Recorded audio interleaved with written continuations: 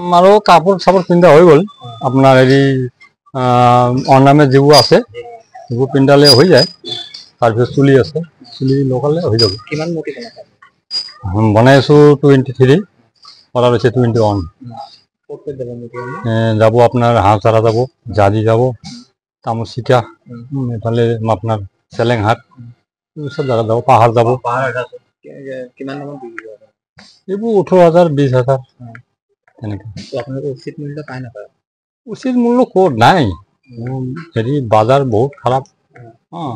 সেইটো কাৰণে আৰু কি কৰিম, বনাই আছোঁ, যেনে তেনে হ'লে দিব লাগে। কিমান দিনৰ পৰা বনাইছে? 4 মাহ হৈ গ'ল। 4 মাহ। এই শিল্পালয়খন কিমান পুৰণি? এই শিল্পালয়খন কিমান পুৰণি হয়? এই 65 বছৰ।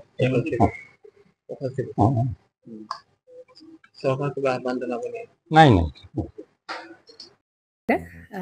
জুবিন গাৰ্গৰ গীতসমূহৰ ওপৰত আধাৰিত গানে কি আনে নামৰ এটা সুন্দৰ অনুষ্ঠান আপোনালোকৰ ওচৰলৈ আহি আছে অতি শীঘ্ৰে। অহা 15 আগষ্টৰ পৰা ধেমাজিৰ পৰা প্ৰথম অডিশ্যন আৰম্ভ হ'ব আৰু সেই অডিশ্যনৰ যোগেদি বিভিন্ন কণ্ঠশিল্পীসকলে যিসকলে এই অনুষ্ঠানত যোগদান কৰিব বিচাৰে তেওঁলোকে এই অডিশ্যনৰ যোগেদি আগবাঢ়ি আহক আৰু জুবিন গাৰ্গৰ বহুত ভাল লগা গান আমি সদায় শুনি আহোঁ আৰু আপোনালোকৰ যদি ভাল লগা গান থাকে জুবিন গাৰ্গৰ আপোনালোকে গাই ভাল পায় তেন্তে অডিশ্যনত যোগদান কৰক। মোৰ ফালৰ পৰা আন্তৰিক শুভকামনা থাকিল এই সম্পূৰ্ণ অনুষ্ঠানটোলৈ। ধন্যবাদ।